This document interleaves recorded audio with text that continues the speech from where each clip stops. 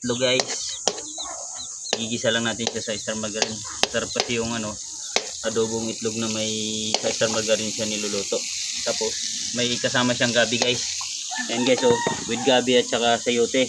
Ayan yung itlog. 6 na itlog lang yung iluluto namin guys.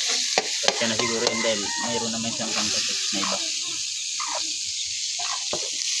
Ginisa sa star margarine.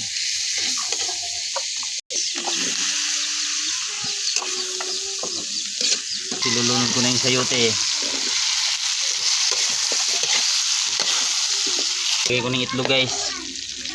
6 na piraso. Bibiyakin ko pa na para kumalat din yung lasa ng itlog.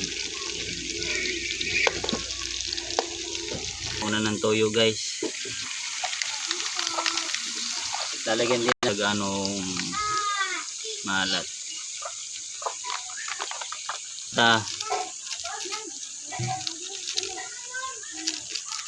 Ng bitchin.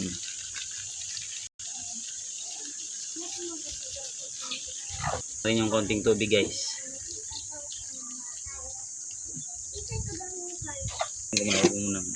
Muna guys bago takpan para lumambot na yung gabi at saka yung sayote.